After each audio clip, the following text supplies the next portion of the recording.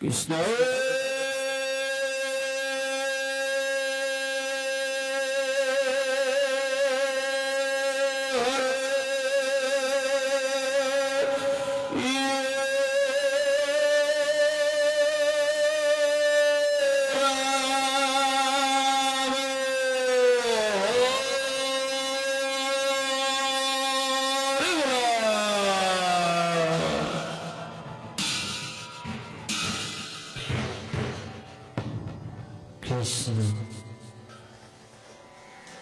সমস্তৰে চৰণত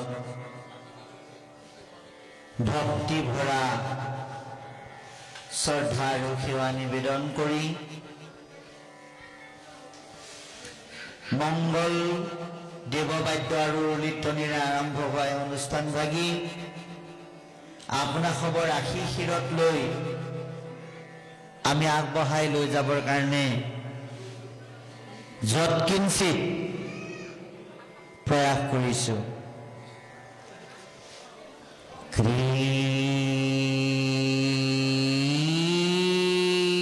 কৃষ্ণ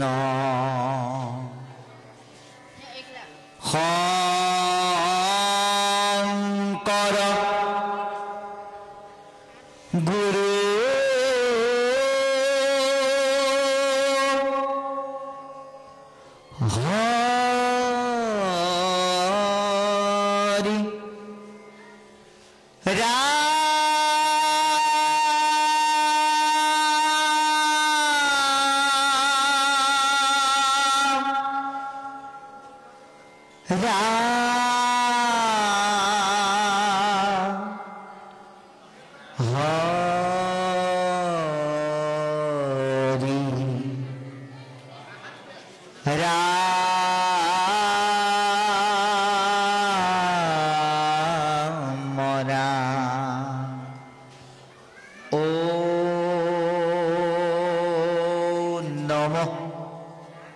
ভগৱতী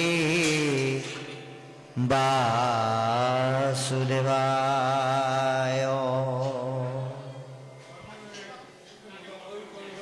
ভগৱত মূৰ্তি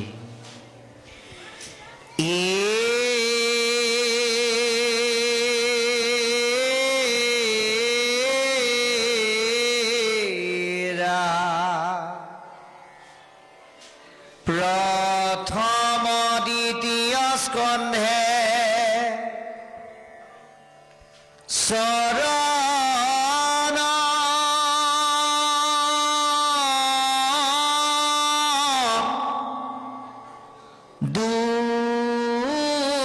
দুতয় তৃতীয় চতুৰ্থে জাৰ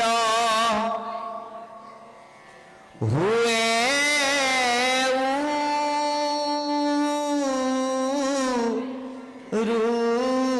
হৃদয় এৰা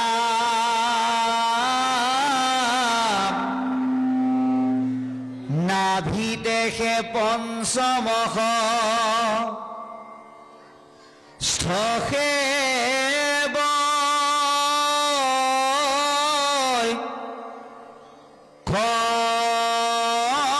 স্থল সপ্তমে অষ্টমে কৰ কমল যুগল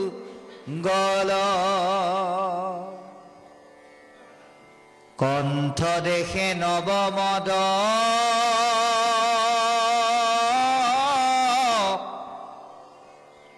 সমেজা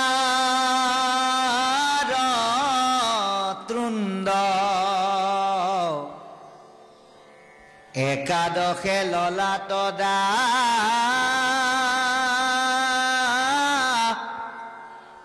দশে ভৈল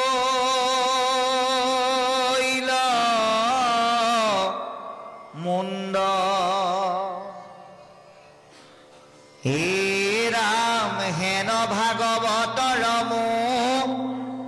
ৰুটিম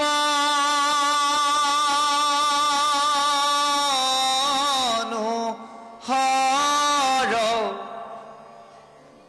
তমাল সদৃশ বৰ্ণ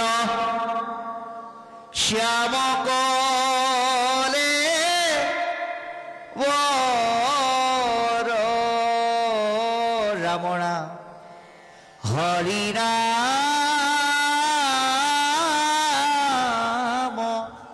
ৰাম কৃষ্ণ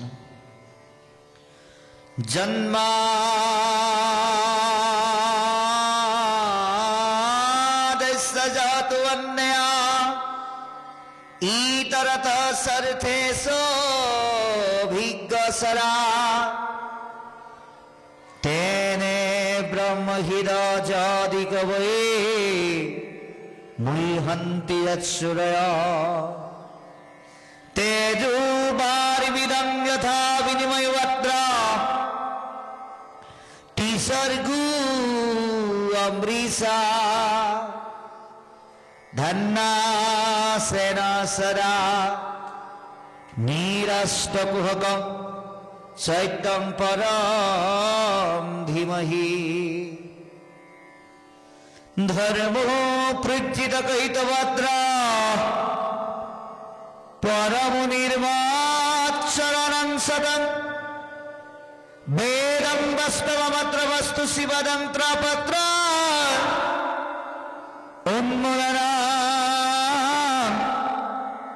শ্রীমদ্ভাগবত মহামুনি কৃতে বিম্বাপরৈরিসর সৈদ্যো হৃদৌরিদ্ধত্যত্র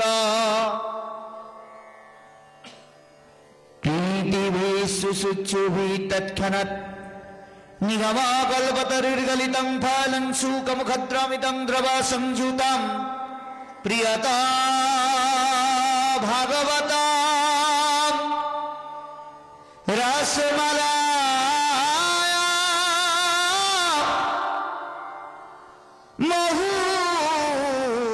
মহুরসিকা ভুবি ভাবুক হরে রাম রাম প্রিয়তা ভাগবতম রসমলয়ম মোহরসিকা ভুবি ভাবুকা হরি রাম রাম কৃষ্ণ সমূহ সাধু সমস্তৰ চৰণত সেৱা জনাই আজি সুধীমণ্ডলীৰ সন্ত সাধু মহন্তসকলে অনানুষ্ঠানিকভাৱে আমাক আজি ভাগৱতৰ প্ৰথম স্কন্ধৰ পৰাই আৰম্ভ কৰিবৰ কাৰণে এটা আজ্ঞা প্ৰদান কৰিছে। গতিকে আমি আমাৰ পাঠৰ আসন অলংকৃত কৰা বাপজনাক ভাগৱতৰ প্ৰথম স্কন্ধ মংগলাচৰণ ঋষিৰ প্ৰশ্ন যি পদ আছে পদংশ আমি আৰম্ভ কৰিবৰ কাৰণে তেৰাক অনুৰোধ জনাইছোঁ আৰু আমি পাঠ অনুসাৰে আমাক দিয়া আদেশ পালন কৰিবলৈ আমি আগবাঢ়িম। পোনে পোনে আমি পাঠলৈ সোমাই গৈছোঁ। কৃষ্ণ মংগলাচৰণ আৰু ঋষিৰ প্ৰশ্ন। ও ৰাম জয় জয় কৃষ্ণ কৃপা ময়ন হে সৰ যাৰ গাখীৰে বহে ব্ৰহ্ম হৰি হৰ মল্চ পূৰ্ণয়াদি অংশ অৱতাৰ যাৰ ঈশ্বৰ কৃষ্ণ কোটি কোটি নমস্কাৰ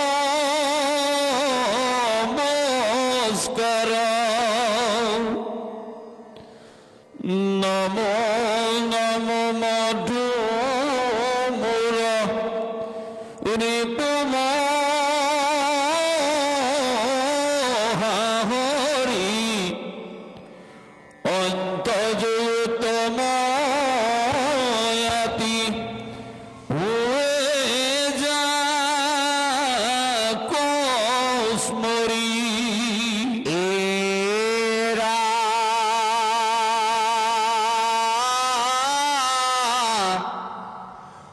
সমস্ত জগত রক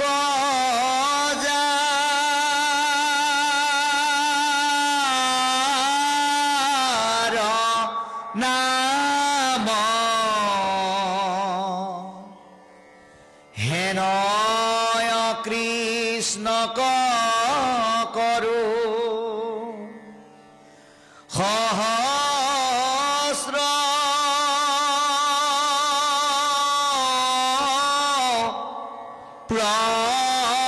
প্রণাম প্রভু ভগবান ভক তোর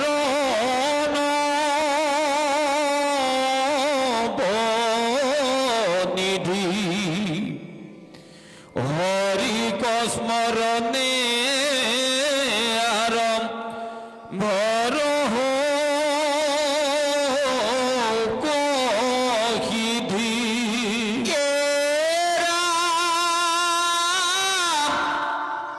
পরীক্ষিত মুখ্য কথা দ্বাদশ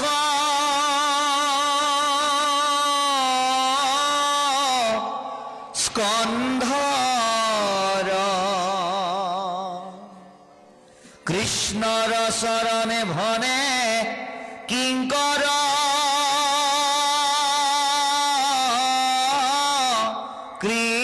কৃষ্ণর আমি প্রথম স্কন্ধর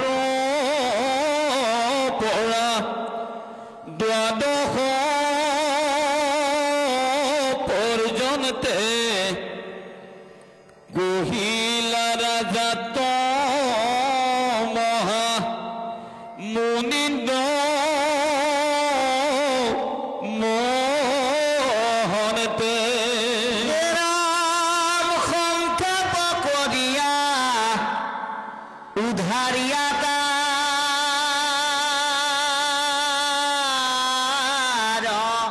সার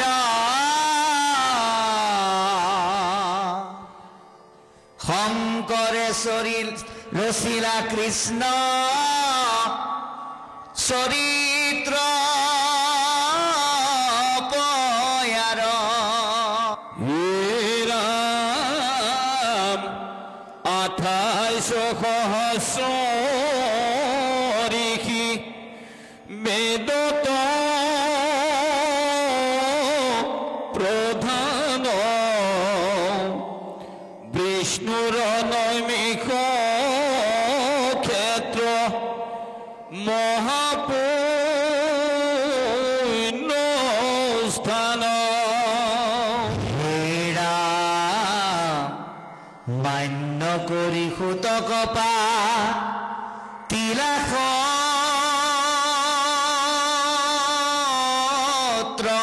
তথা সৌনক প্ৰমুখ্যে শুনে ভাগৱত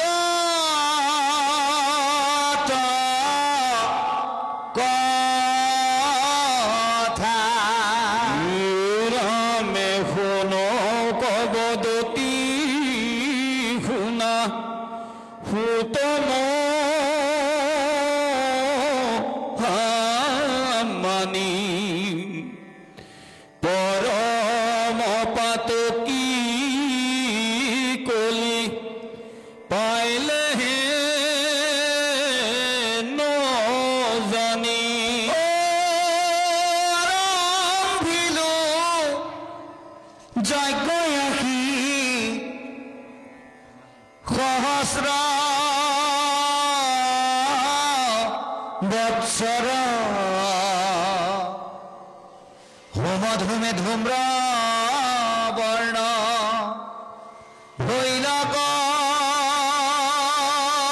ভৈৰৱলে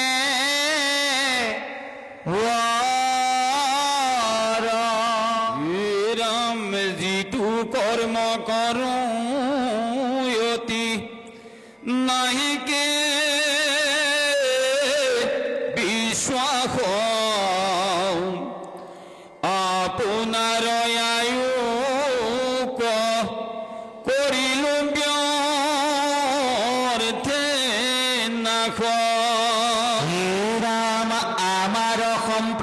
চিন্তি উকম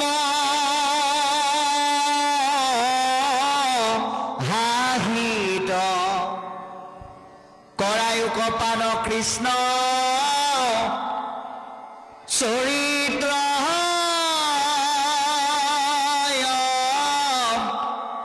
মৃত বাৰু কৃষ্ণ জয় গুৰু শংকৰ বসুদেৱ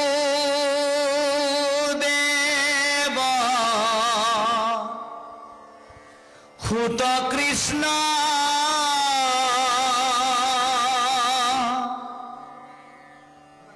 তুমি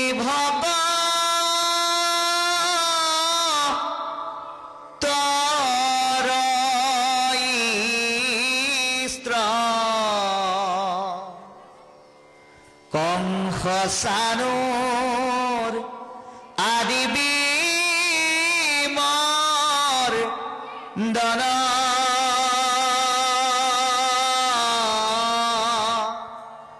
দৈৱকী হৃদয়ানন্দ জগতৰ গুৰু কৃষ্ণ তোজু পাৱে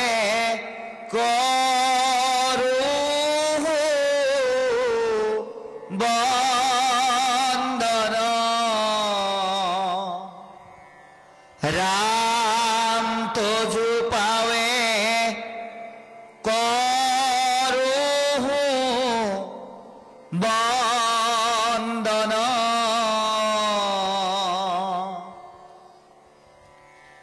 পৰম ভক্তিভাজন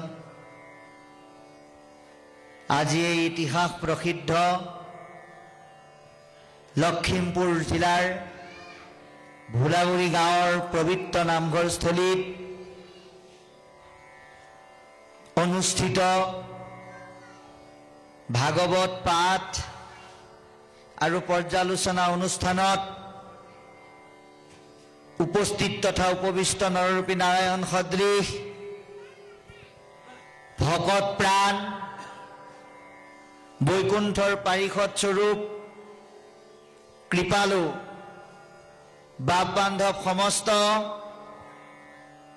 ব্ৰজধামৰ গোপী সদৃশ আই মাতৃসকল দেশৰ অগ্ৰণী সেনানী স্বৰূপ যুৱক যুৱতী বন্ধু বান্ধৱীসকল আৰু বালক কৃষ্ণ সদৃশ কণ কণ ভাইটি ভণ্টি শিশু সমস্ত আৰু শুভাকাংক্ষী ৰাইজ জয় জয়তে আপোনা সব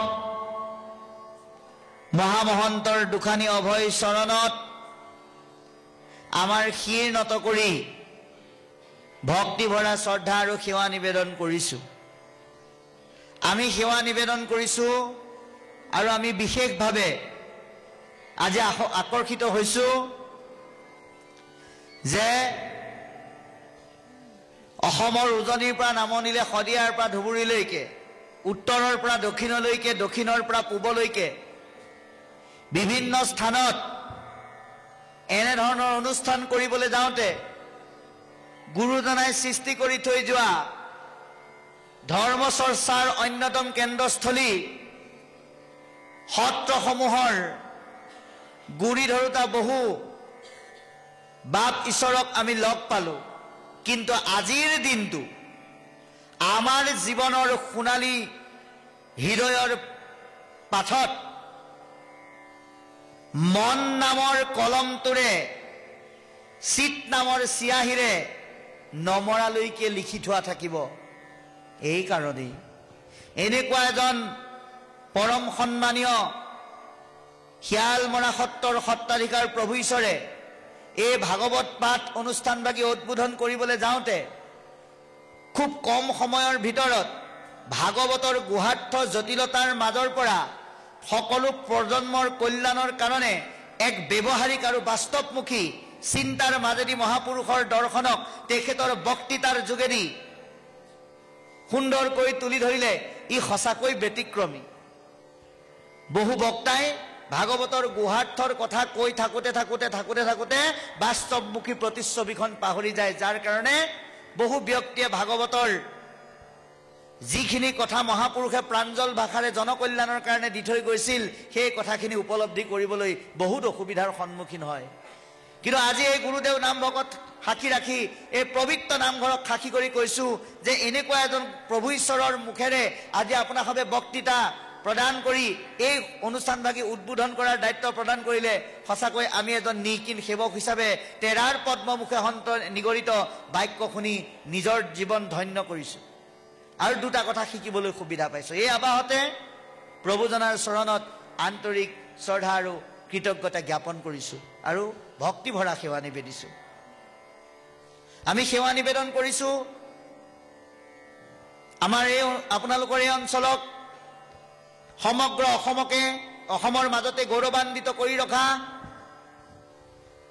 অন্যতম এটি উজ্জ্বল নক্ষত্ৰ, যিজন বাপ আমাৰ পথ প্ৰদৰ্শক গুৰুস্বৰূপ, আজি অনুষ্ঠানৰ অন্যতম আলোচক সন্মানীয় ভূপেন বৰদলৈ প্ৰভুজনাক আমি আন্তৰিক শ্ৰদ্ধা ভৰা সেৱা নিবেদন কৰিছোঁ। আমি সেৱা জনাইছোঁ তেৰাৰে সুযোগ্য পুত্ৰ আপোনালোকৰ এই অঞ্চলৰে ভূতাতৰা সদৃশ আজিৰ এই অনুষ্ঠানলৈ পাঠক হিচাপে আমন্ত্ৰিত বিষ্ণুপ্ৰসাদ বৰদলৈ প্ৰভুজনাক আমি সেৱা নিবেদন কৰিছোঁ। এই অনুষ্ঠানভাগী আয়োজন কৰা আদৰণি সমিতিৰ সভাপতি বাপজনাকে প্ৰমুখ কৰি সমূহ সদস্যবৃন্দক ইতিমধ্যে গম পাইছোঁ বাপাই সমস্তৰ সহযোগত যুৱকসকলৰ ব্যৱস্থাপনাত এই অনুষ্ঠানটি আয়োজিত হৈছে। গতিকে আৰম্ভণিতে এটা কথা আপোনালোকক নকলে অপৰাধ হ'ব যে আজি এই অনুষ্ঠানলৈ আপোনাসৱে আমাক সুদূৰ বিশ্বনাথ চাৰিআলিৰ পৰা এজন ভাগৱতৰ ব্যাখ্যাকাৰ বক্তা আলোচক হিচাপে আমন্ত্ৰণ কৰি নিমন্ত্ৰণ জনাই প্ৰচাৰ কৰিছে আৰু সেই অনুপাতে আমি আপোনালোকৰ মাজত আহি উপস্থিত হৈছোহি। কিন্তু বাবাই সমস্ত যদিও আদৰণি সমিতিয়ে আপোনালোকৰ আগত প্ৰচাৰ কৰোঁতে আমাৰ নামৰ আগত এটা বিশেষণ লগাই দিছে ভাগৱতৰ ব্যাখ্যাকাৰ বক্তা পাম বুলি ভাবি আছিল, তেতিয়াহ'লে আপোনালোকে আৰু বেলেগলৈ যাব নালাগে, আপোনালোকৰ সন্মুখত।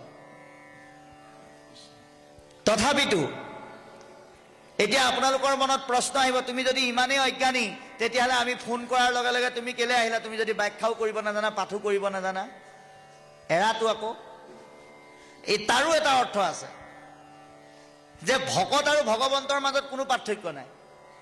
আপোনাৰ খবৰ দৰে মহাভকতে নিৰ্দেশ কৰাৰ পিছত সেই আদেশ অমান্য কৰি নহাকে থকাৰ দুঃসাহসো আমাৰ নাই।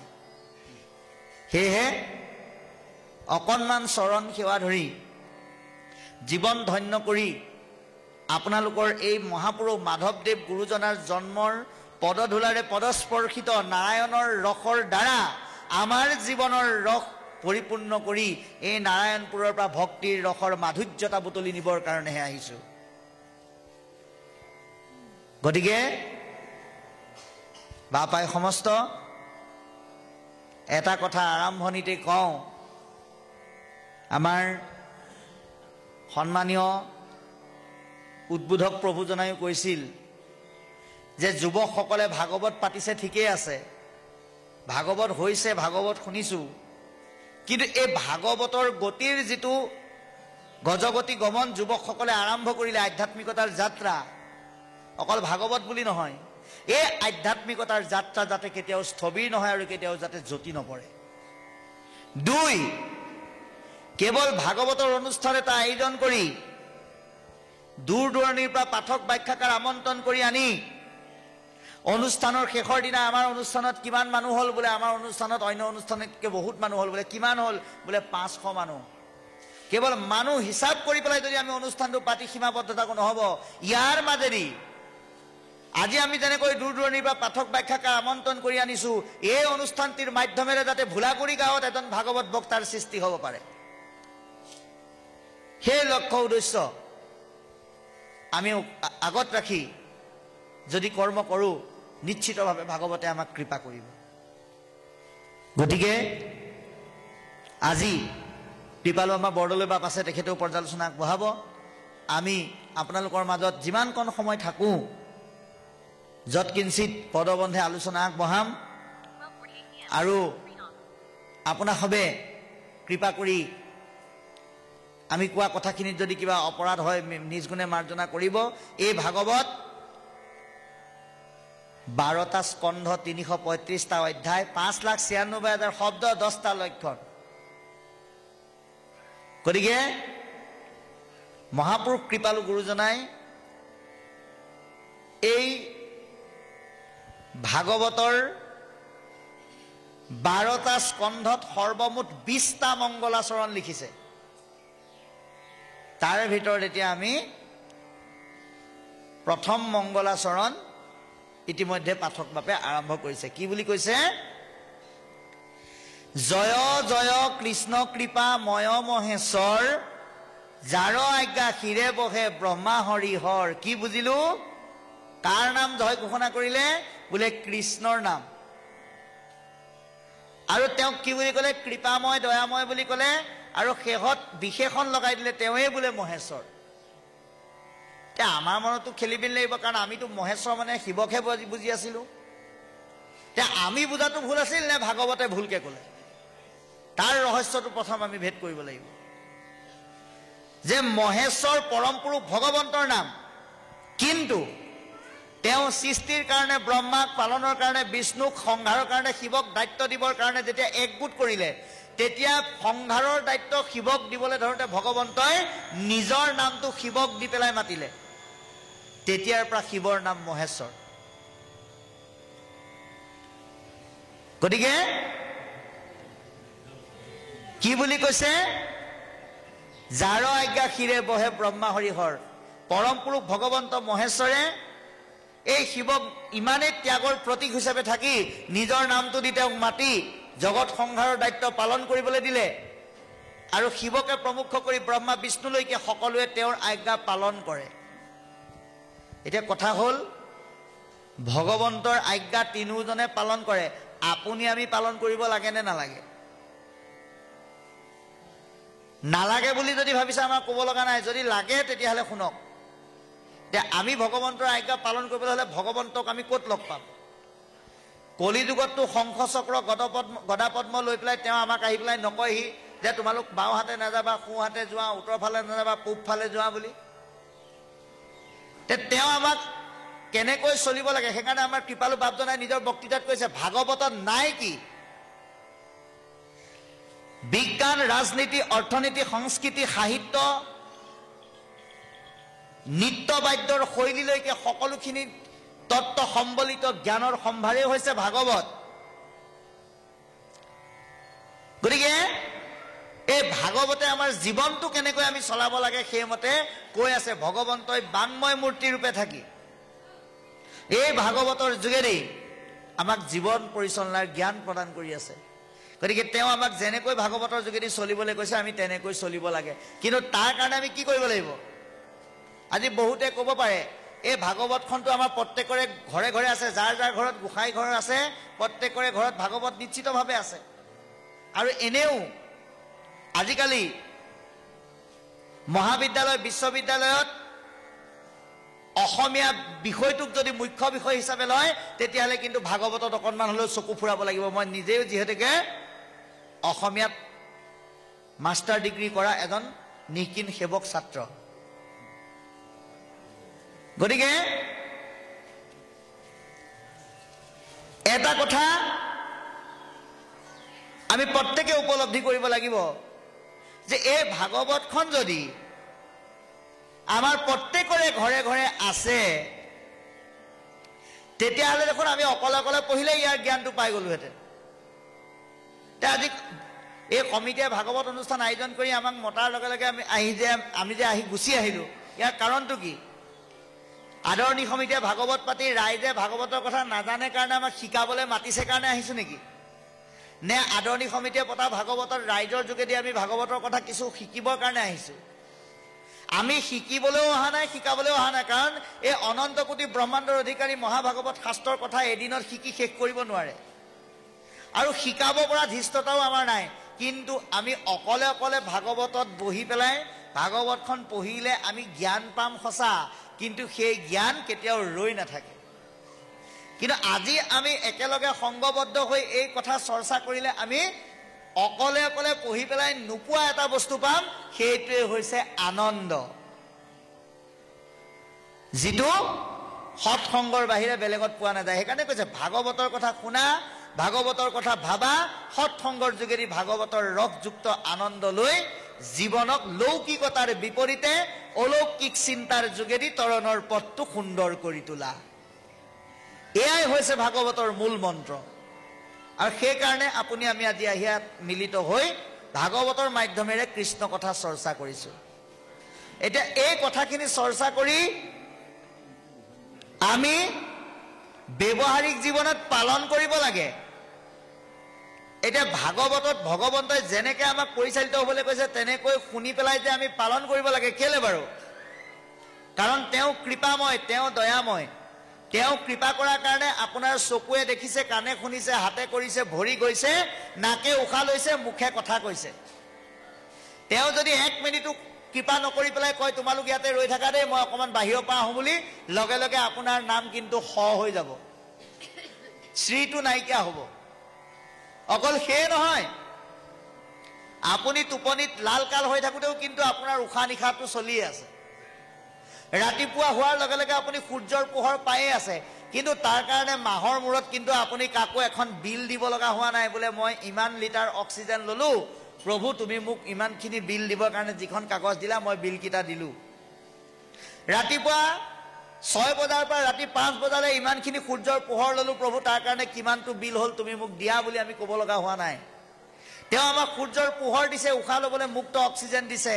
ইমানখিনি নিস্বাৰ্থ কৃপা তেওঁ আমাক কৰাৰ পিছতো আমি যদি তেওঁ কোৱা মতে নচলোঁ, অকণমান তেওঁৰ কাৰণে কৰ্ম নকৰোঁ, তেতিয়াহ'লে আমাৰ সমান দুৰ্ভগীয়া নাই। মৎস্যকুৰ্ম আদি অংশ অৱতাৰ যাৰ, ঈশ্বৰ কৃষ্ণক কোটি কোটি নমস্কাৰ। ভগৱন্তই এই ধৰাধামলৈ জগতৰ লোকসকলক উদ্ধাৰ কৰিবৰ কাৰণে তেওঁ যদিও নিৰ্গুণ, সগুণ ৰূপে বিভিন্ন অৱতাৰ ধাৰণ কৰে। সেই অৱতাৰৰ মুঠ সংখ্যা হৈছে 24টা, আৰু 24 অৱতাৰৰ মুখ্য অৱতাৰ হৈছে 10টা। সেই 10 অৱতাৰ মৎস্যকুৰ্ম নামৰ যোগেদি সমস্ত অৱতাৰক কৃপাল গুৰু জনাই নমস্কাৰ জনাইছে।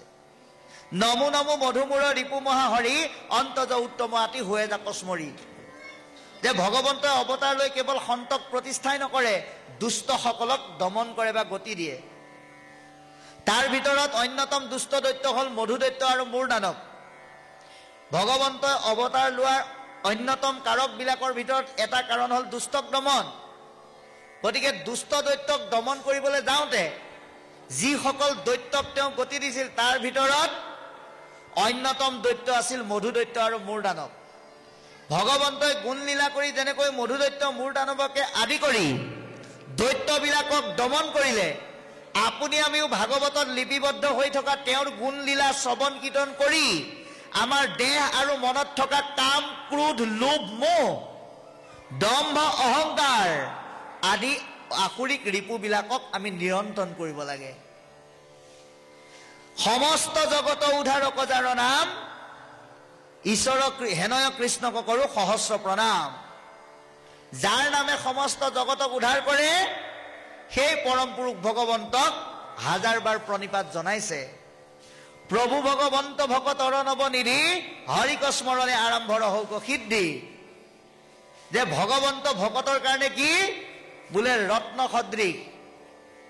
বাহ্যিক জীৱনত ৰত্ন পালে আমাৰ মনলৈ যেনেকৈ আনন্দ আহে, আধ্যাত্মিক জীৱনত আমাৰ ৰত্ন কি? ৰামকৃষ্ণ নাম, ভাগৱতৰ প্ৰতিটো শব্দই আমাৰ কাৰণে একোটা মূল্যৱান ৰত্ন।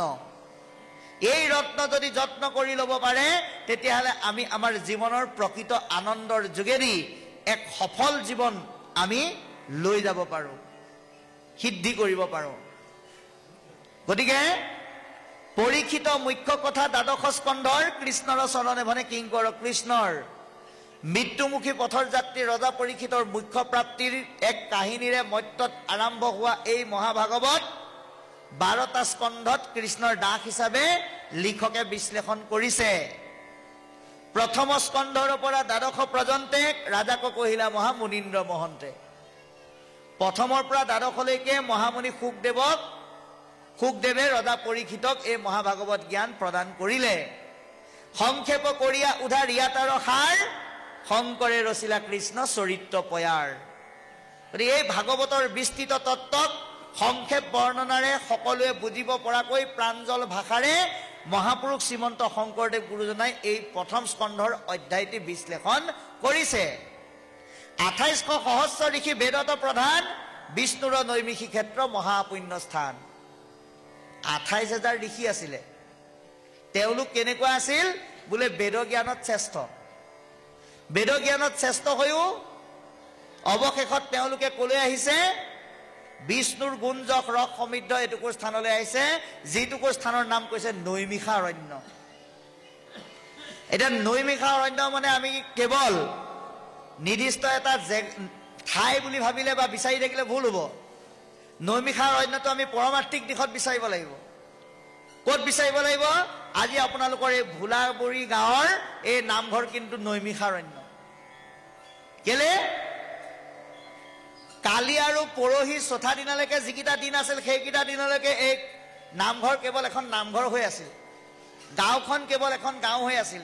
কিন্তু আজি হঠাৎ ভকত আহি পেলাই নিমিষতে বহি নাম আৰম্ভ কৰি ভাগৱত স্থাপন কৰাৰ লগে লগে এয়া নৈমিষা অৰণ্যলৈ ৰূপান্তৰিত হ'ল। অৰ্থাৎ নৈমিষা মানে কি? য'ত মিছাৰ বিপৰীতে সত্যৰ সন্ধান কৰা হয়। ভকতৰূপী অৰণ্যৰ মাজত নাম সিংহৰ লগত য'ত খেলা কৰা হয়, সেয়াই নৈমিষাৰণ্য। আজি আমি এয়া যদিও নামঘৰত আছো, নৈমিষাৰণ্যত আছো। গতিকে কি কৰিলে? তাত 28,000 ঋষিয়ে সেই পুণ্যযুক্ত স্থানত বহি মিলিত হ'ল। আজি আপুনি আমি যেনেকৈ মিলিত হৈছো। মান্য কৰি সুতক পাতিলা সত্ৰ তথা লোমহৰ্ষণ সুতৰ পুত্ৰ, যিজনক 60,000 ঋষিয়ে ভাগৱত শুনোতে, পৰীক্ষিতক শুকদেৱে ভাগৱত শুনাওতে ঋষিসকলে অস্পৃষ্ট বুলি ভিতৰত বহিবলৈ দিয়া নাছিলে। তেনেকুৱা এজন ব্যক্তিৰ বাহিৰতে থাকি ভাগৱত কণ্ঠাগত হৈ গ'ল। দেউতাকৰ নাম আছিল লোমহৰ্ষণ সুত আৰু তেওঁৰ নাম আছিল উগ্ৰসভা সুত। উগ্ৰসভা শব্দটোৰ অৰ্থ হ'ল শ্ৰৱণ শক্তি যাৰ অতি তীক্ষ্ণ। আমাৰ দৰে নহয়, এবাৰ শুনিলে যাক আৰু পুনৰ ক'ব নালাগে, তেনেকুৱা ব্যক্তি। গতিকে তেওঁ এই ভাগৱত কণ্ঠাগত কৰি থৈ দিছে। পৰৱৰ্তী সময়ত এই 28,000 ঋষিয়ে তেৰাক গুৰু মান্যতা কৰি সুন্দৰকৈ মহাসত্ৰ স্থাপন কৰি তেওঁৰ মুখেৰে ভাগৱত শুনাৰ ইচ্ছা প্ৰকাশ কৰি তেওঁক সেই স্থানৰ গুৰু বা অধিকাৰ পাতিলে। আৰু শৌনক প্ৰমুখ্যে সকলোৱে তেওঁৰ মুখেৰে ভাগৱত শুনাৰ ইচ্ছা প্ৰকাশ কৰি ব্যক্ত কৰিছে। কি বুলি? শৌনক বদতি শুনা সুত মহামানী, পৰম পাতকী গলি পাইলে হেন জানি।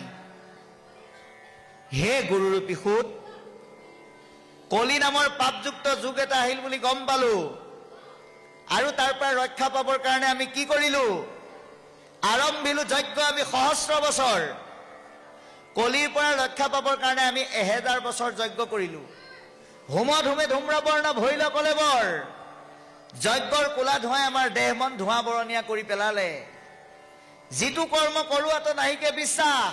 আজি আমাৰ এই কলিৰ পৰা ৰক্ষা পাবৰ কাৰণে আমি যি যজ্ঞযুক্ত নীতি আৰম্ভ কৰিছিলো তাৰ প্ৰতি আমাৰ বিশ্বাস নাই।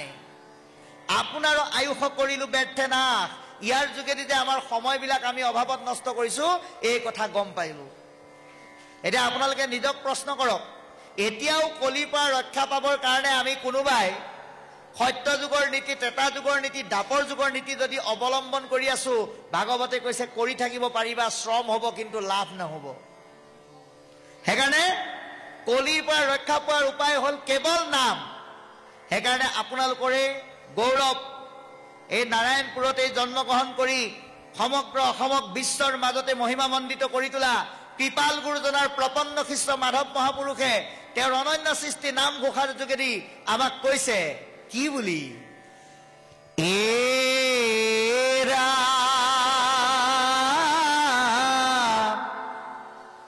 কলিত হৰিৰ কীৰ্তন এৰিয়া, আনমতে চাহে গতি।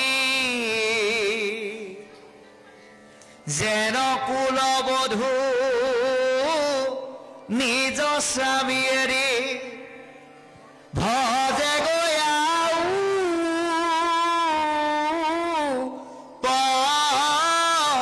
পতি। গতিকে এই কলিযুগত গুৰুৰ জ্ঞান আৰু সৎসংগ তথা নামৰ বিপৰীতে যদি অন্য পথেৰে গতি কৰোঁ তেতিয়াহ'লে নিজ স্বামী থাকোঁতেও পৰ স্বামীক ভজনা কৰাৰ দৰে হ'ব বুলি কৈছে। গতিকে আমাৰ অসম্প্ৰতি চিন্তি উক মহাহিত কৰাই উক পান কৃষ্ণ চৰিত্ৰ অমৃত। গতিকে 28,000 ঋষিৰ দৰে আমি যদি সঁচাকৈ নিজৰ কল্যাণ বিচাৰোঁ আজিৰ দৰে সৎসংগত ভাগৱতৰ ৰস পান কৰিবৰ কাৰণে কিন্তু আহিব লাগিব। ইয়াৰ বাহিৰে আমাৰ আৰু গত্যন্তৰ নাই। ইয়াৰ পিছত পদে কি ক'ব আমি চাম। কৃষ্ণ ও রামে পরম ঈশ্বর কৃষ্ণ দেব নারায়ণ তান মহাভক্তি তু শ্রবণ কীর্তন ইহাত ইহাকন জানিয়ান কর্ম করি মরো কয়ু কৃষ্ণ কথা সুত কেন মতে তরু। আমি দেখে আমার মিল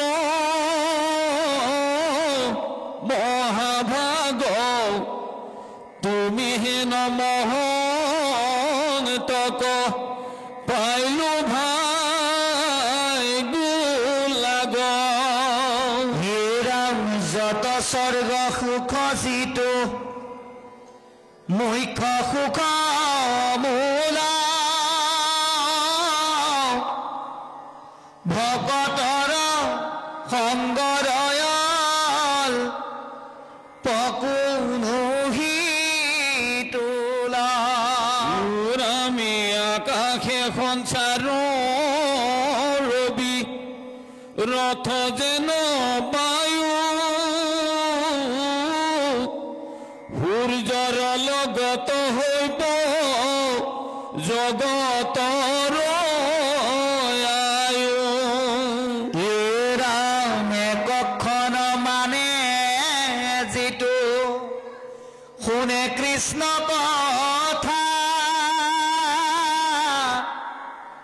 তাৰ বিনে আনৰজি বন যাই বৃথা।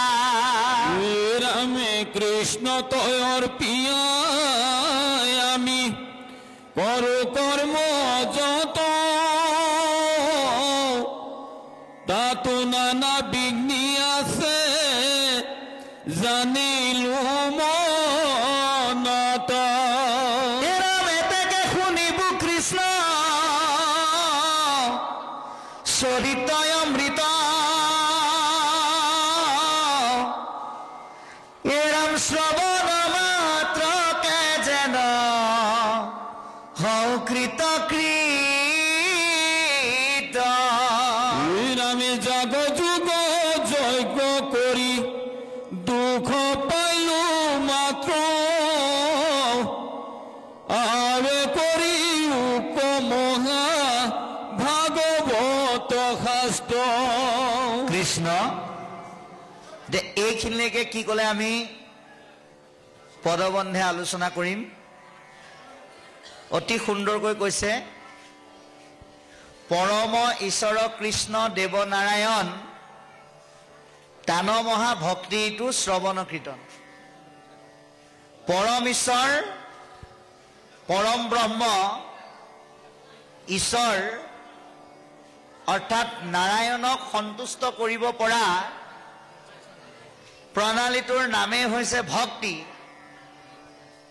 আৰু এই ভক্তিৰ সহজলভ্য পথটোৱে হৈছে শ্ৰৱণ আৰু কীৰ্তন।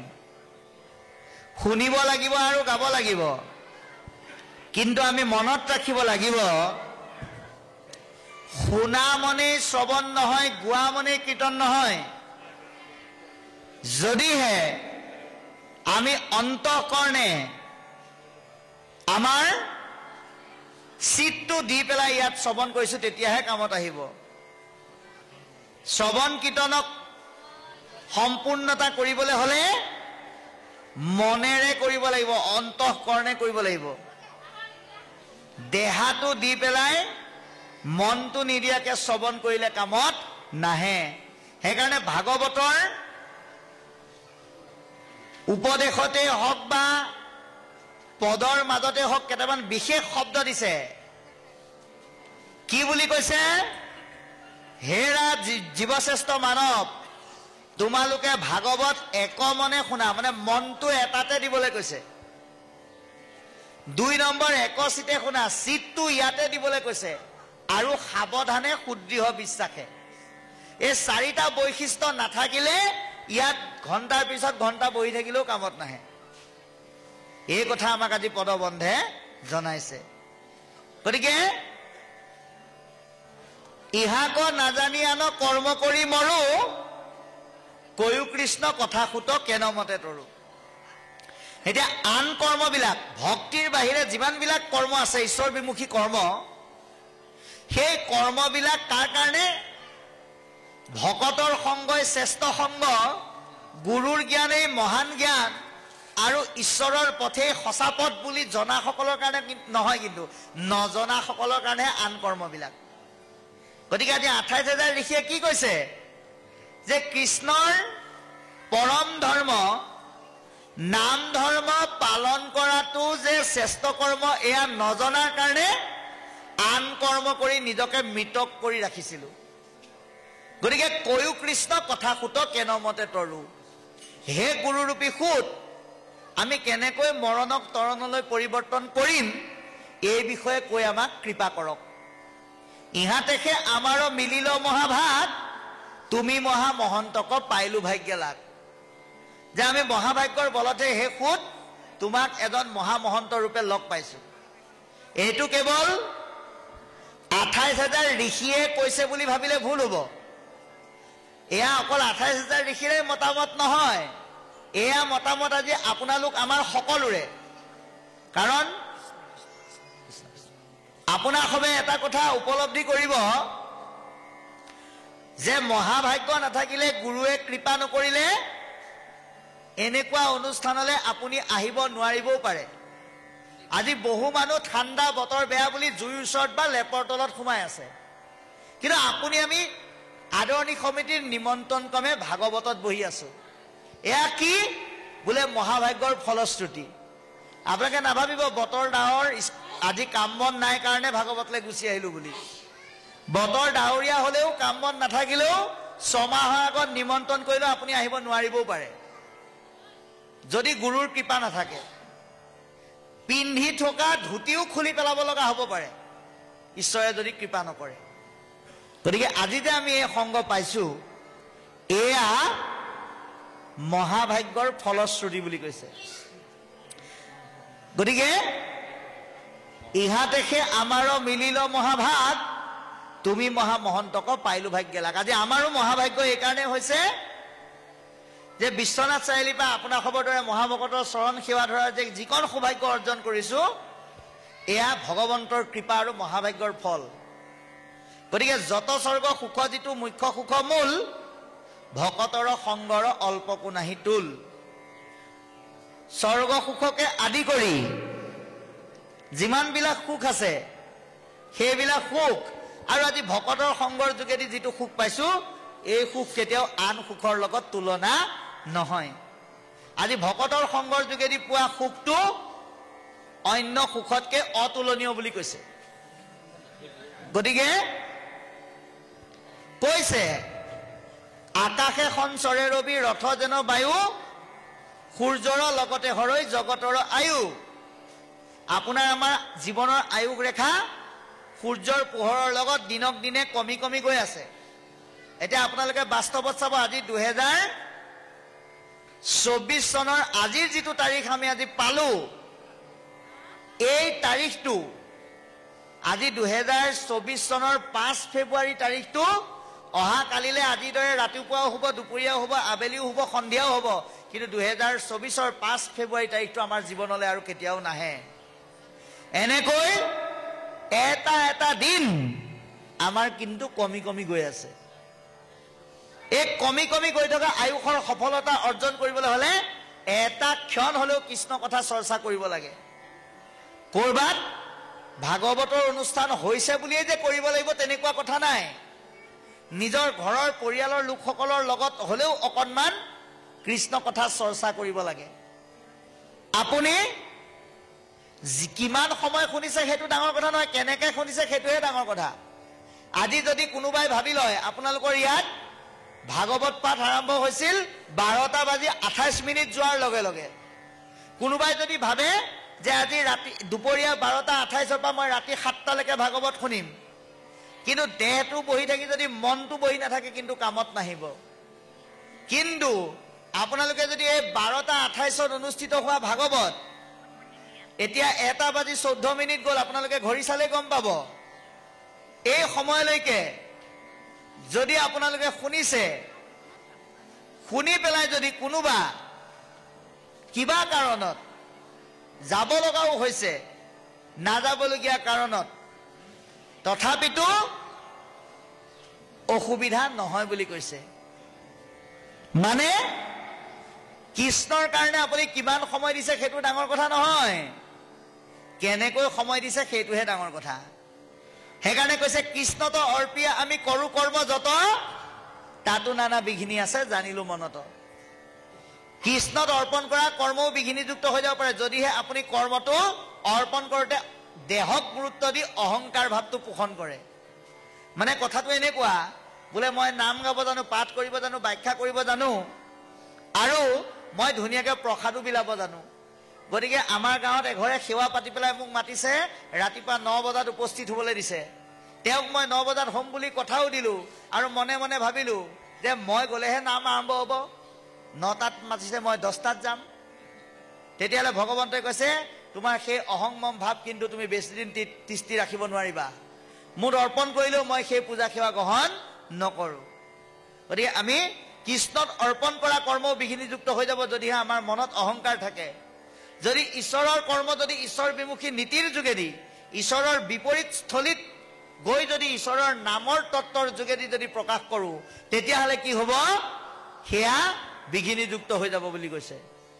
এতেকে শুনিব কৃষ্ণ চৰিত্ৰ অমৃত, শ্ৰৱণ মাত্ৰকে যেন হওঁ কৃতকৃত্য। সেইকাৰণে কৃষ্ণৰ গুঞ্জক লীলা চৰিত্ৰ আমি শুনিব বিচাৰোঁ। শ্ৰৱণ কৰিলেই জীৱনৰ কৃতকাৰ্যতা লাভ কৰিব পৰা যায়। জাগ যুগ যজ্ঞ কৰি দুখ পাইলো মাত্ৰ, আবে কহি উপমহা ভাগৱত শাস্ত্ৰ। গতিকে 28,000 ঋষিয়ে স্বীকাৰ কৰিছে আজি জাগ যুগ যজ্ঞ কৰি আমি দুখে পালো, সেইকাৰণে আমাক সুখ লাভ কৰিব পৰা ভাগৱত জ্ঞানৰ তত্ত্ব কৈ তুমি আমাক কৃপা কৰা, যিটো আজি আপুনি আমি সৎসংগৰ যোগেদি বিচাৰিব লাগে। ইয়াৰ পিছত কি ক'ব আমি চাম। কৃষ্ণ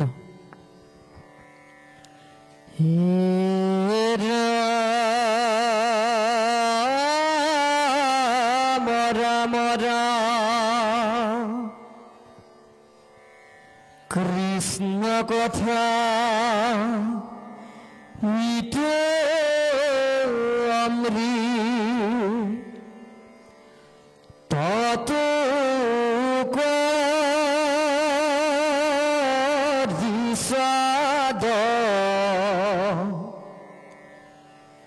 শুনুহুত শুকা পৰি খিতাৰ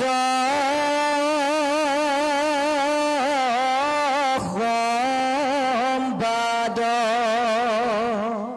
এৰা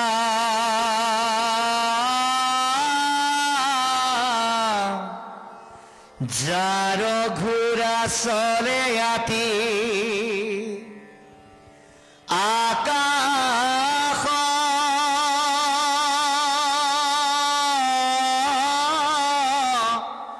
ৰপথে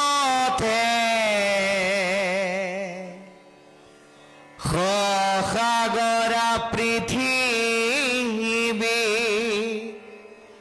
জিনিলা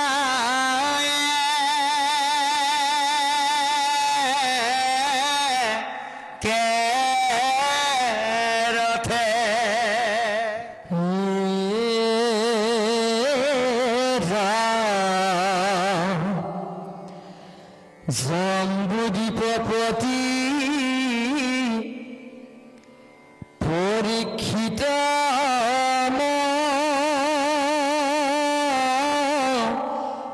হাবিধ তৰুণ কালতে কেনে তেজিলা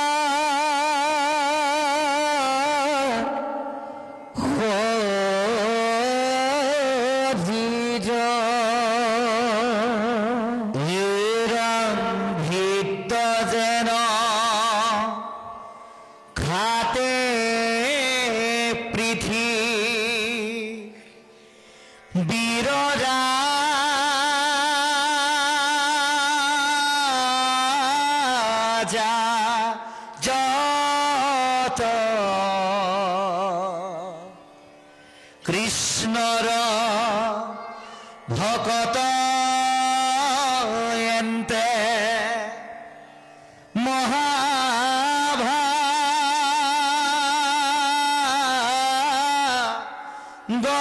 মহাভাগৱত হৰি স্মৰি জিমতে কৰিলা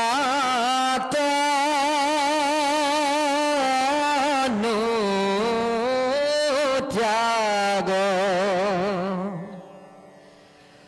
কহিও তাহানে জন্ম সুতম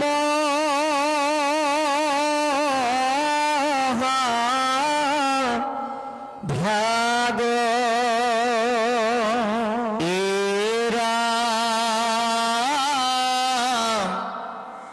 বিষ্ণু বৈষ্ণৱৰ কিঞ্চি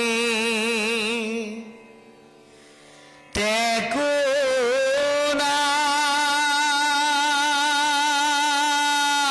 নাহি ভেদ দুইৰো কথা কৰে পাত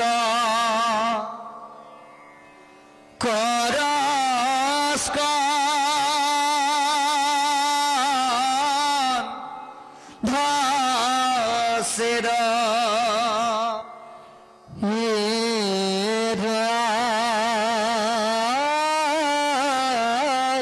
ৰাম ৰাম এতে কে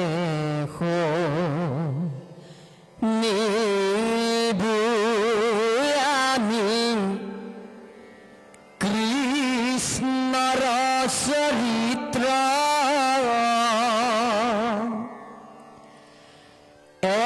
এহিহে তাৰিবে আৱে দূৰি ঘূৰ কলিত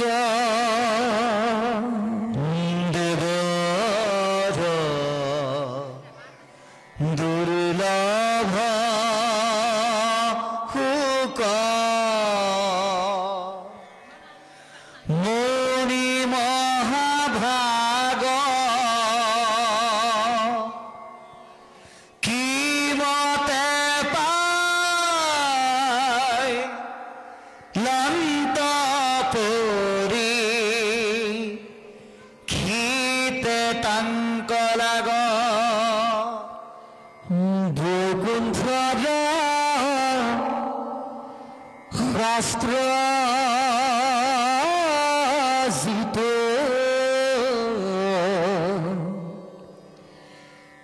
বেদান্তৰ তত্ত্ব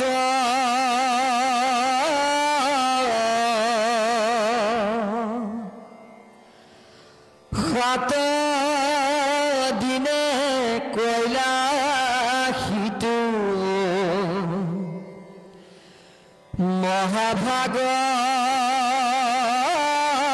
মহাভাগৱত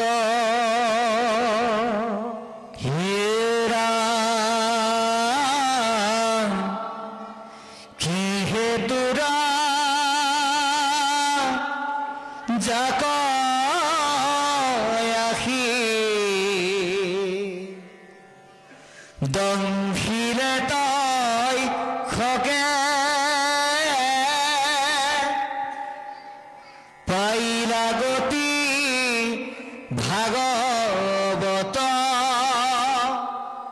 শ্ৰৱণ মাত্ৰকে ৰাম বৈষ্ণৱৰ বৃতান্ত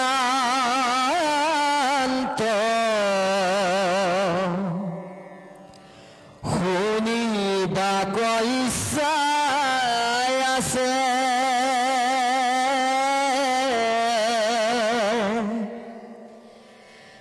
কহিও কহুতয়ান কথা শুনি পাছে কৃষ্ণ এইখিনিলৈকে কি ক'লে আমি আলোচনা কৰিম অতি সুন্দৰকৈ কৈ গ'ল যে কৃষ্ণ কথা এইটো অমৃতটো কৰি স্বাদ শুনো সুত শোক পৰীক্ষিতৰ সংবাদ এতিয়া ভগৱানৰ কথা অমৃততকৈও অধিক সোৱাদ বুলি কৈছে এতিয়া আপোনালোকে যে এই ভাগৱতৰ অনুষ্ঠানত অকল আজি বুলি নহয় বিভিন্ন স্থানত বিভিন্ন প্ৰকাৰে আপুনি আমি বহি আছো এই যে ভাগৱতৰ অনুষ্ঠানত বহি যে আমি কৃষ্ণ কথা শুনিছো আমি অমৃতৰ সোৱাদ পাইছো নে নাই যদি পাইছো তেতিয়াহ'লে আমাৰ ক'ব লগা নাই যদি নাই পোৱা তেতিয়াহ'লে কেলে পোৱা নাই সেই ৰহস্যটো আমি ভেদ কৰিব লাগিব সকলোৱে ভাগৱতত বহি পেলাই বোলে অমৃতৰ সোৱাদ নাপায় কোনে নাপায় অনেক জনমে মহা পাপ আছে যাত নলৈবে কৃষ্ণৰ নাম নিন্দিবে সাক্ষাৎ এই জন্ম আৰু অনেক জন্মৰ যাৰ মহাপাপ জমা হৈ আছে তেওঁলোকে ঈশ্বৰৰ নাম নিজেতো নলয় আনে ল'লেও কি বুলি কয় বোলে ইমান ধন টকা পইচা খৰচ কৰি ভাগৱতৰ অনুষ্ঠান পতাতকৈ গাঁৱৰ গোটেইখিনি মানুহ গৈ পেলাই দেখোন পিকনিক এটা খাই অহাই ভাল সেইসকলে অমৃতৰ সোৱাদ নাপায় কোনে পায় অনেক জনমে যাৰ সুকৃতি আছে এই জন্ম আৰু অনেক জন্মৰ যাৰ পুণ্য জমা হৈ আছে তেওঁলোকেহে আদিৰ দৰে অনুষ্ঠানত বহি অমৃতৰ সোৱাদ পাব যিটো আজি আপোনালোকে পাইছে গতিকে অতি সুন্দৰকৈ আমাক পদবন্ধে কৈছে যাৰ ঘোঁৰা চলে অতি আকাশৰ পথে সখাগৰা পৃথিৱী জিনিলা একে ৰথে যিজন পৰীক্ষিত ৰজাই 7টা ঘোঁৰাযুক্ত ৰথত উঠি আকাশ মাৰ্গেৰে মানে যাত্ৰা কৰি সখাগৰা পৃথিৱী জয় কৰিছিল জম্বুদ্বীপপতি পৰীক্ষিত মহাবীৰ যিজন জম্বুদ্বীপৰ 61 ৰজা আছিল প্ৰবল পৰাক্ৰমী বীৰ আছিল তৰুণ কালতে কেনে তেজিলা শৰীৰ ইমান কম বয়সত তেওঁ কিয় দেহ ত্যাগ কৰিব লগা হ'ল বা তেওঁ কিয় তৰুণ কালত দেহ ত্যাগ কৰা বুলি কোৱা হৈছে এইটো এই তৰুণ কালটো কেৱল আমি বাহ্যিকৰ ডেকা বয়সটো চালেই নহ'ব ভাগৱত শ্ৰৱণ কৰা প্ৰতিজন ব্যক্তিৰ কাৰ্য ভাৱনা চিন্তা সদায় তৰুণ হ'ব লাগিব সেইকাৰণে আপোনালোকে চাওক ধ্ৰুৱ প্ৰহ্লাদ নাৰদ আদি চৰিত্ৰবিলাকত কেতিয়াও প্ৰহ্লাদক 5 বছৰীয়াৰ বাহিৰে ওপৰলৈ কিন্তু নিয়া নাই 12 বছৰীয়া প্ৰহ্লাদ 10 বছৰীয়া প্ৰহ্লাদ বুলি কোৱা নাই কিন্তু ধ্ৰুৱক 5 বছৰৰ ওপৰত কিন্তু কোৱা নাই অৰ্থাৎ ভকতৰ বয়স যিমান হ'লেও ভকত কিন্তু 5 বছৰীয়াৰ দৰে ডেকাৰ দৰে চিন্তাবিলাক তৰুণ হ'ব লাগিব ভাৱনাবিলাক তৰুণ হ'ব লাগিব কাৰ্যবিলাক তৰুণ হ'ব লাগিব দেহটো যিমানেই বুঢ়া নহওক মনটো কিন্তু সদায় 5 বছৰীয়া ডেকাৰ দৰে তৰুণ হৈ থাকিব লাগিব কিহৰ ক্ষেত্ৰত ভকতিৰ ক্ষেত্ৰত গতিকে ইয়াত সেই কথাটোকে কৈছে যে তেওঁ ইমান তৰুণ হৈ থকাৰ পিছতো তেওঁ কিয় এই দেহ ত্যাগ কৰিব লগা হ'ল ভিত্ত যেন খাতে পিঠি বীৰ ৰাজা যত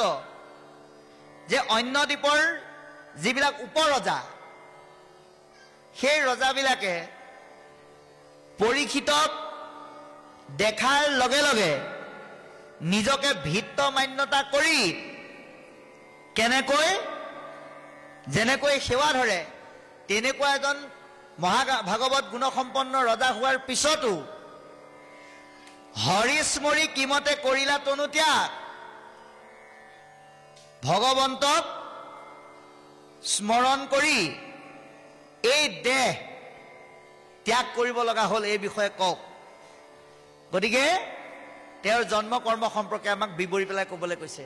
কাৰণ বিষ্ণু বৈষ্ণৱ বৰ কিঞ্চিত একো নাহি ভেদ, বাবাই সমস্ত ভকত আৰু ভগৱানৰ মাজত কোনো ধৰণৰ পাৰ্থক্য নাই। আপুনি যদি ভাবে যে মই ভগৱানক দিনে ৰাতিয়ে 24 ঘণ্টাৰ ভিতৰত 18 ঘণ্টা পুজিম, কিন্তু ভকতক দেখিলে যদি আপোনাৰ মাত এষাৰ লগাবলৈও মন নাযায়, ভগৱন্তই কৈছে মোক তুমি কিমান সেৱা কৰা তথাপিতো লাভ নাই, যিমান সুৰ লগাই ঘোষা গালেও মই সন্তুষ্ট হ'ব নোৱাৰিম যদিহে তুমি মোৰ ভকতক মান্যতা নকৰা। কাৰণ কলি যুগত ভকতেই ভগৱান, ভকতৰ যোগেদিয়ে ভগৱন্তৰ চিন্তা কি হয় প্ৰতিফলিত হয়। গতিকে এই দুয়োটা বিষয়ে আপুনি যদি ভগৱানৰ কথাও নাজানে, আপুনি যদি ভকত এজনৰ কথাও চৰ্চা কৰে, তাতো মানে মহাপাপ বিনাশ হৈ যায়। এতিয়া আপোনালোকৰ ঘৰলৈ যেনিবা ধৰি ললো, আমাৰ বৰদলৈ বাপ যেনিবা সদায় গৈ থাকে, কিবা কাৰণত যেনিবা তেখেতে স্বাস্থ্যজনিত কাৰণত যাব পৰা নাই, পৰিয়ালৰ সদস্যসকলে যদি তেখেতৰ কথাও আলোচনা কৰে যে বাপজন সদায় আহে, আহি অকণমান হ'লেও কৃষ্ণ কথা পাতে বৰ ভাল লাগে, আজি দুদিনমান কিয় অহা নাই জানো পায়, এই বুলিও যদি আলোচনা কৰে তাতো পুণ্য আছে বুলি কৈছে। ভগৱন্ত আৰু ভকতৰ কথা দুইটা বিষয়তে পুণ্য আছে, দুইটা বিষয়ে পাপবিলাক বিনাশত সহায় কৰে, এই কথা আমাক জনাইছে। এতেকে শুনিব আমি ভকতৰ চৰিত্ৰ, সেইকাৰণে আমি ভকতৰ গুঞ্জক লীলা চৰিত্ৰ শুনিব বিচাৰো। এহিহে তাৰিবে পাৰে দুৰ্ঘুৰ কলিত, আৰু এই কথাই আমাৰ কলিৰ মলিনতাৰ পৰা ৰক্ষা কৰিব। সেইকাৰণে কি বুলি ক'বলৈ যত্ন কৰিছে যে দেৱৰ দুৰ্লভ শোক মুনি মহাভা কিমতে পাইলন্ত পৰীক্ষিতে তাংকলাক। দেৱতাই সহজতে লগ নোপোৱা এজন মহামুনিক ৰজা হল বুলি পৰীক্ষিতে কেনেকে লাভ কৰিলে, এই বিষয়ে প্ৰশ্ন কৰিছে।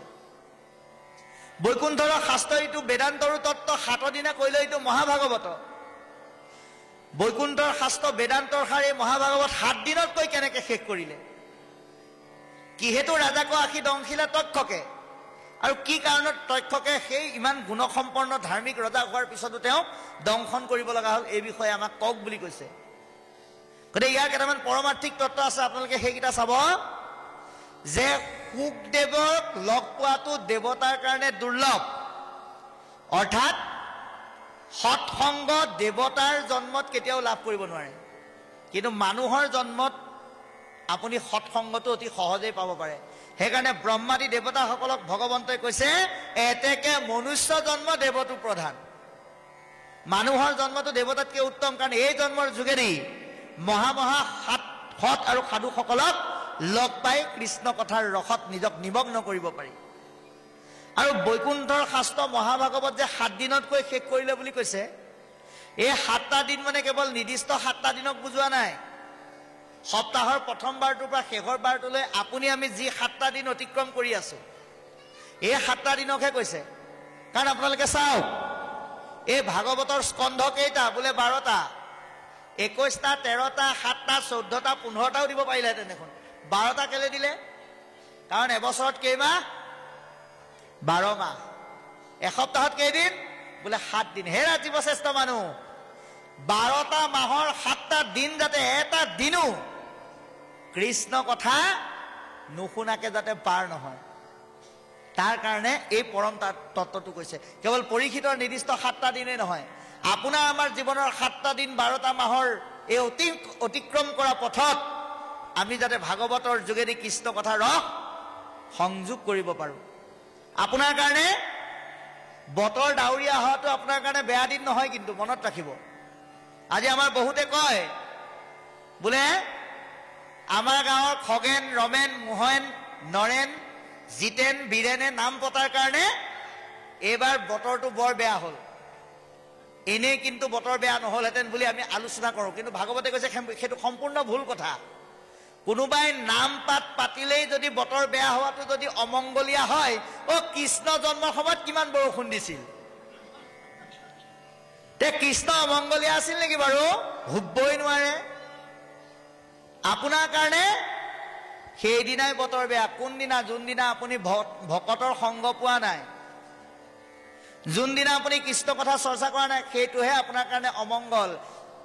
ঈশ্বৰ সেৱা পাতিলে বুলিয়ে বৰষুণ দিলে আপুনি কেতিয়াও অমংগলীয়া হ'ব নোৱাৰে। গতিকে এই কথা আজি আমাক ভাগৱতৰ মাধ্যমেৰে বুজাবলৈ যত্ন কৰিছে। কিহেতু ৰাজাক আশী দংশিলে তক্ষকে, যে তক্ষকৰূপী কালসৰ্পই কিয় পৰীক্ষিত ৰজাক দংশন কৰিলে? পাইলা গতি ভাগৱত শ্ৰৱণ মাত্ৰকে, আৰু ভাগৱত শুনি তেওঁ কেনেকৈ গতি পালে? বৈষ্ণৱৰ বৃত্তান্ত শুনিব আকৌ ইচ্ছা আছে। গতিকে আমি বৈষ্ণৱৰ বিষয়েহে শুনিব বিচাৰোঁ, আৰু যদি কিবা কথা আছে সেয়া পিছে পৰেও শুনিম। অকল পৰীক্ষিত ৰজাকে তক্ষকে দংশন কৰা নাই, আপোনাক আমাক খুটিবৰ কাৰণেও এডাল তক্ষক ৰৈ আছে, যিডালৰ নাম হ'ল কালসৰ্প।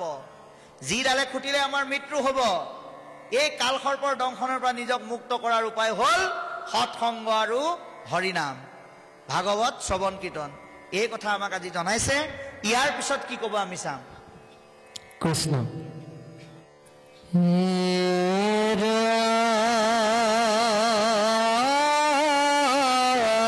ৰাম ৰাম শুনি বিনা অন্তয় বনত